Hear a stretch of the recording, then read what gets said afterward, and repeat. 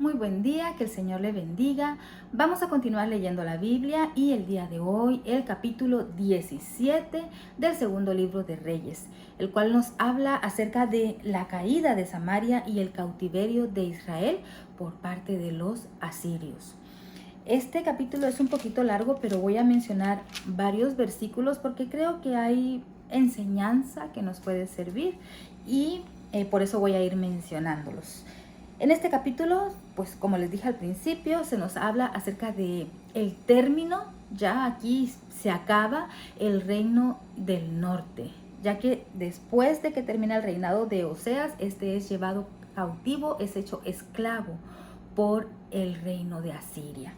Comienza diciendo el versículo 1.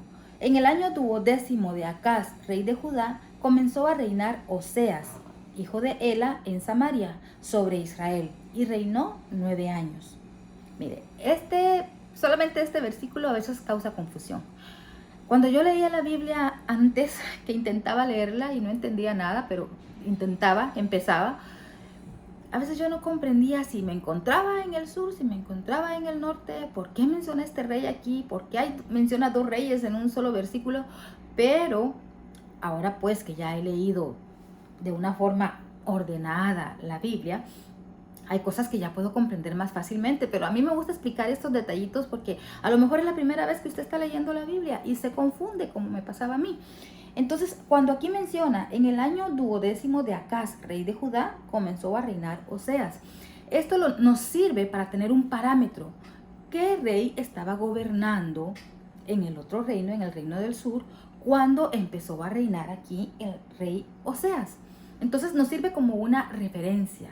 Por eso es que casi siempre se menciona, cuando está reinando un rey en el norte, está este otro rey reinando en el sur. Y así sucesivamente se va mencionando para tener un parámetro, como lo repito, una referencia de cuáles fueron los reyes que estaban en ese momento gobernando, o sea, paralelamente en el sur y en el norte.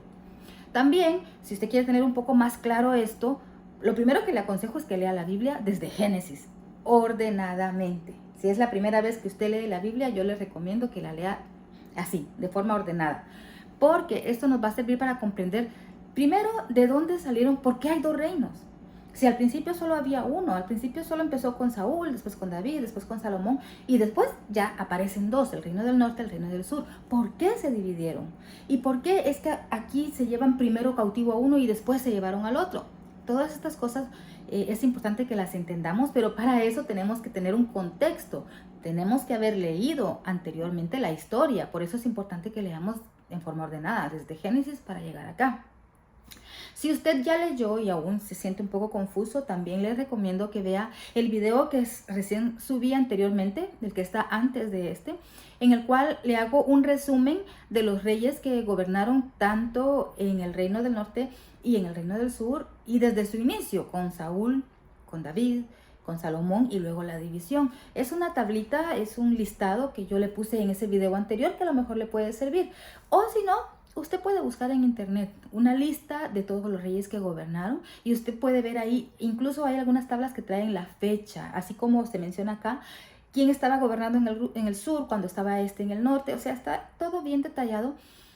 A mí me sirvió mucho guiarme a través de esa tabla, de esa que le menciono en el video anterior, ese listado. A mí me sirvió mucho porque me sirvió para ordenar en mi cabeza, ¿no? Como para tener así visualmente cómo es que habían reyes en un lado, reyes en el otro lado, por qué hacían unos, qué hicieron los otros, quién fue llevado cautivo primero.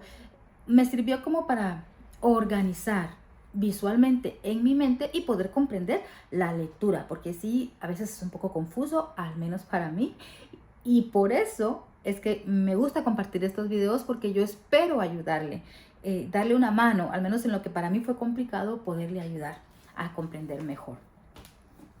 Bueno, entonces aquí nos explica que mientras estaba reinando en Judá el rey Acaz, empezó a reinar Oseas. Era el hijo de Ela en Samaria.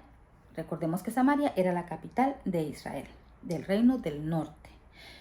Dice el versículo 2 algo que se repite una y otra vez. Y en el caso de todos los reyes del norte, esto sucedió siempre. Todos los reyes que reinaron en el reino del norte, valga la redundancia, ¿no? Todos los reyes que gobernaron en el norte, todos fueron malos. Así que ahí es fácil de recordar, todos fueron malos. En el caso de Judá, hubieron algunos buenos. Entonces este versículo dice, versículo 2, e hizo lo malo ante los ojos de Jehová, aunque no como los reyes de Israel que habían sido antes de él. O sea, todos hicieron lo malo, unos en mayor medida, otros en menor medida, pero como quiera, todos fueron malos ante Dios. Entonces continúa diciendo el versículo 3, contra este subió Salmanasar, rey de los asirios, y Oseas fue hecho su siervo y le pagaba tributo. Mira, aquí es importante que en este momento dice que fue hecho siervo y le pagaba tributo. Esto lo que significa es todavía no habían sido llevados, los habitantes todavía permanecían viviendo en Israel, permanecían viviendo en su territorio, pero tenían que pagar impuestos. Esto es lo que significa acá, le pagaba tributo, pagaban impuestos a los asirios.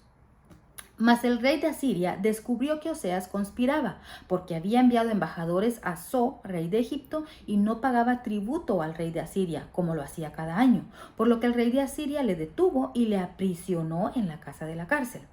Y el rey de Asiria invadió todo el país y sitió a Samaria y estuvo sobre ella 3 años. En el año 9, mire, o sea que todavía pasaron 3 años de que ellos eran siervos, o sea, tenían que estar pagando impuestos a los asirios, pero permanecían todavía en su territorio. Después dice, al 9º año en que reinaba Oseas, dice el versículo 6, en el año 9 de Oseas, el rey de Asiria tomó Samaria y llevó a Israel cautivo a Asiria y los puso en Alá, aquí menciona el territorio, la ciudad en donde se llevó a la población, en Alá, en Abor, junto al río Gozán, y en las ciudades de los medos. Porque los hijos de Israel pecaron contra Jehová su Dios, que los sacó de la tierra de Egipto. Mire, aquí voy a leer esto porque después de todo lo que hemos venido leyendo, para mí yo siento que ya pasaron añísimos, un montón de tiempo, pero esto a mí siempre me sirve como un recordatorio de por qué están sucediendo las cosas, y la misma Biblia lo repite constantemente como para que uno vaya comprendiendo ¿por qué suceden las cosas? No es que a Dios se le antojó, ¿cómo se llama? Castigarlos. Así, ay, los voy a castigar y ya. No, es que son consecuencias de las decisiones que ellos han venido tomando con el paso del tiempo. Entonces, vimos aquí, ¿no? Que ya el rey de Asiria los toma cautivos. Otra cosa, cuando menciona aquí, voy a repetir esta parte. El rey de Asiria tomó a Samaria y llevó a Israel cautivo a Asiria. Mira, aquí pareciera que fueran dos lugares diferentes. Tomó a Samaria y llevó a Israel. Pero recordemos que es lo mismo. Israel es todo el reino del norte. Samaria es la capital de Israel.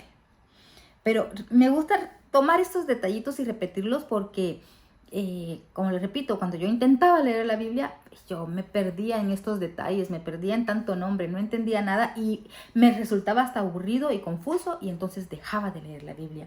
Pero yo espero que usted no lo haga, yo espero que si usted ya tomó la decisión, usted continúe haciéndolo. Y si usted está viendo estos videos, espero que le puedan dar luz, que le puedan dar una orientación que a veces uno no la tiene. A lo mejor alguien mira este video y ya es una persona que sabe mucho de la Biblia y dirá, ay, esto es bien fácil. Pero cuando es la primera vez que uno está leyendo y uno no tiene una guía, una persona a quien preguntarle o que le vaya orientando, entonces sí es complicado y uno deja de leer la Biblia. No es excusa, pero sucede, pues es la realidad. Uno no quiere poner excusas, decir, no me gusta leer la Biblia, pero es que es lo que pasa. Uno empieza a leer, no entiende nada y la deja de leer porque no entiende. Y esto por supuesto, me recuerda al pasaje en el Evangelio donde dice, ¿entiendes lo que lees? Donde va una persona en su carruaje, olvidé el pasaje específicamente ahorita en donde está escrito, pero ese pasaje en donde va este hombre en su carro y va leyendo el libro de Isaías y le preguntan, ¿entiende lo que lees? Y él dice, ¿cómo voy a entender si nadie me lo explica? Bueno, por lo menos él ya estaba teniendo el mérito de leer aunque no entendiera. Y eso ya, yo sé que Dios bendice esa acción nuestra. Y cuando uno toma el esfuerzo de leer la Biblia, entonces Él va a poner a la persona indicada para que le vaya orientando. Espero que yo pueda ayudarle en este proceso, y si no, busque ayuda, pregúntele a su pastor, a su líder, a algún amigo, pregunte, ¿no? Porque uno con gusto cuando uno le pregunta, uno con gusto enseña. Entonces continuamos. Aquí viene como que la explicación para refrescarnos la memoria por qué es que le está pasando esto a los habitantes del reino del norte, del reino de Israel. No es por gusto, no es por puro castigo de Dios, sino que son consecuencias. Y las voy a leer a partir del versículo 7. Porque los hijos de Israel pecaron contra Jehová su Dios, que los sacó de la tierra de Egipto, debajo la mano de Faraón, rey de Egipto, y temieron a dioses ajenos. Aquí estamos viendo por qué le está sucediendo esto al pueblo. Y anduvieron en los estatutos de las naciones que Jehová había lanzado de delante de los hijos de Israel, y en los estatutos que hicieron los reyes de Israel. Y los hijos de Israel hicieron secretamente cosas no rectas contra Jehová su Dios, edificándose lugares altos en todas sus ciudades, desde las torres de las atalayas hasta las ciudades fortificadas. Y levantaron estatuas e imágenes de acera en todo collado alto y debajo de todo árbol frondoso, y quemaron allí incienso en todos los lugares altos, a la manera de las naciones que Jehová había traspuesto de delante de ellos, e hicieron cosas muy malas para provocar la ira a Jehová, y servían a los ídolos, de los cuales Jehová les había dicho: vosotros no habéis de hacer esto. Es decir, aquí se están cumpliendo las consecuencias que ya Dios les había advertido si ellos se apartaban de Dios para ir tras dioses ajenos. Ahora, mire lo que dice el versículo 13. Jehová amonestó entonces a Israel y a Judá, a los dos reinos, por medio de todos los profetas y de todos los videntes, diciendo: volveos de vuestros malos caminos y guardad mis mandamientos y mis ordenanzas conforme a todas las leyes que yo prescribí a vuestros padres y que os he enviado por medio de mis siervos los profetas. Siempre Dios manda una luz en medio de la oscuridad. Así que ellos no tenían aquí la excusa de que ellos no sabían, de que ellos ya no eran la generación que había salido de Egipto. No, porque generación tras generación se les venía enseñando cuáles eran las leyes y los estatutos y los lineamientos que Dios pedía a su pueblo y cuáles eran las cosas que ellos no tenían que hacer. Y también se les explicaba cuáles iban a ser las consecuencias de la desobediencia. Por esto Dios mandaba, dice aquí, a profetas y videntes. Siempre había una persona que era como el representante de Dios, que les hablaba, que les exhortaba, que les decía: arrepiéntanse de sus malos caminos. O sea, Dios siempre está esperando. Cuando uno está haciendo algo malo, Dios está esperando a que uno se arrepienta y nos envía a alguien a alentarnos, a exhortarnos, a motivarnos, a que regresemos al buen camino. Pero pues ellos no lo hicieron y entonces aquí están las consecuencias. Fueron llevados en cautividad por el reino de Asiria. Continúa diciendo el versículo 14, mas ellos no obedecieron, antes endurecieron su cerviz, como la cerviz de sus padres, los cuales no creyeron en Jehová su Dios, y desecharon sus estatutos. Y aquí continúa diciendo que hicieron todo lo malo delante de Jehová, tenían otros dioses, hicieron imágenes de acera, los adoraban, quemaban incienso en los lugares altos, es decir, se fueron tras las costumbres de los pueblos que Dios mismo les dijo que ahuyentaran. Cuando fue la repartición de la tierra prometida, usted se recordará cuando leímos en el libro de Josué, ellos tenían que expulsar a todos los pobladores de Canaán y no tenían que mezclarse con ellos, no tenían que casarse con ellos, no tenían que seguir las costumbres de ellos. Y justamente eso fue lo que hicieron, porque no terminaron de expulsar a todos los pueblos. Entonces se contaminaron. Aquí explica cuáles son las causas por las cuales está sucediendo esto contra ellos. Pero dice que no. El versículo 19 dice: mas ni aun Judá guardó los mandamientos de Jehová su Dios, sino que anduvieron en los estatutos de Israel, los cuales habían ellos hecho. Aquí nos está hablando también del reino del sur, del reino de Judá. Pero aquí específicamente, el único pueblo que fue llevado cautivo en ese momento es el pueblo del reino del norte, del reino de Israel. El reino de Judá todavía permanece reinando por algunos años más, como 100 años más. Entonces, pero dice que ni los de Judá ni los de Israel hicieron lo bueno. Los dos se apartaron de Dios a pesar de que Dios les había enviado profetas para que se arrepintieran. Versículo 21. Porque separó a Israel de la casa de David, y ellos hicieron rey a Jeroboam, hijo de Nabat. Y Jeroboam apartó a Israel de en pos de Jehová y les hizo cometer gran pecado. Y los hijos de Israel anduvieron en todos los pecados de Jeroboam, que él hizo, sin apartarse de ellos, hasta que Jehová quitó a Israel de delante de su rostro, como él lo había dicho por medio de todos los profetas sus siervos. E Israel fue llevado cautivo de su tierra a Asiria hasta hoy.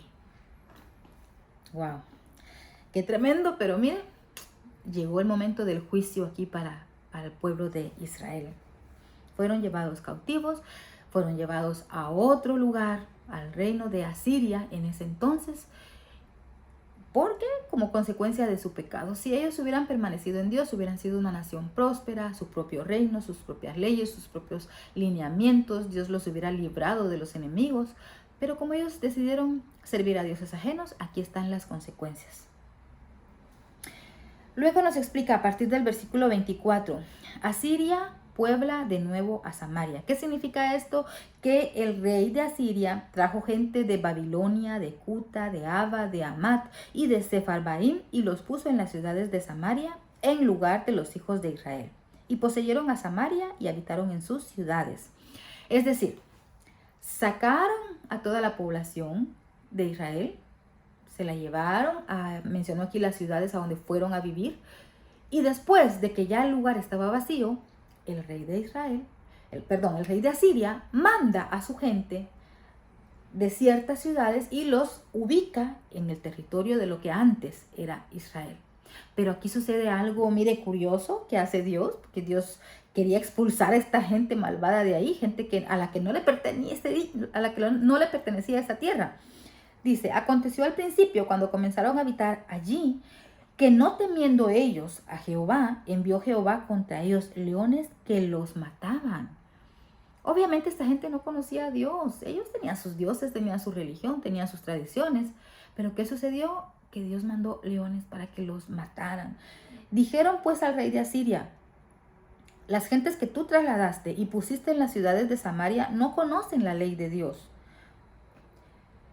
de aquella tierra, la ley del Dios de aquella tierra. Y él ha echado leones en medio de ellos. Y he aquí que los leones los matan porque no conocen la ley del Dios de la tierra. Y el rey de Asiria mandó diciendo, llevad allí a alguno de los sacerdotes que trajisteis de allá, y vaya y habite allí, y les enseñe la ley del Dios del país. Y vino uno de los sacerdotes que habían llevado cautivo de Samaria, y habitó en Betel, y les enseñó cómo habían de temer a Jehová. Pero mire lo que sucedió. No es que se arrepintieron, ¿no? Sino que mire, dice, pero cada nación se hizo sus dioses y los pusieron en los templos de los lugares altos que los habían hecho, los de Samaria. Es decir, por más que les llevaron un sacerdote, un levita, para que les explicara cómo eran los lineamientos, cómo tenían que comportarse, cómo tenían que temer al Dios único y verdadero, ellos seguramente lo hicieron, pero al mismo tiempo que hicieron eso, dice que también siguieron con sus dioses, siguieron con sus tradiciones. Mire, la parte del versículo 33 dice, temían a Jehová, mire, temían a Jehová, sí, es verdad, pero ¿qué continúa diciendo? Y honraban a sus dioses, según la costumbre de las naciones de donde habían sido trasladados. O sea, no cambiaron de corazón, simplemente a su lista de dioses agregaron uno más, el Dios de los hebreos. ¿Y le tenían temor? Sí, pero también tenían temor y le rendían culto a sus dioses. O sea que en conclusión, seguían en sus costumbres, pues.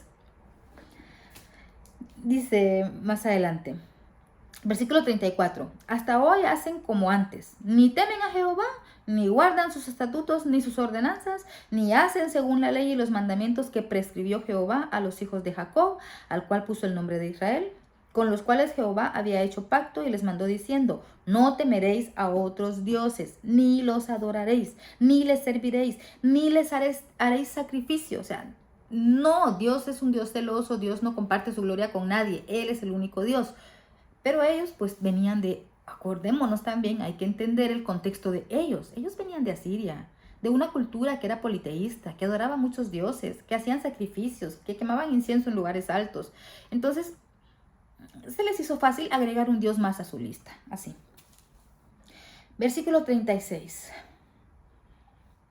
Mas a Jehová que os sacó de tierra de Egipto. Bueno, aquí está explicando todas las maravillas que Dios hizo y por qué tenían que temerle solo a Él.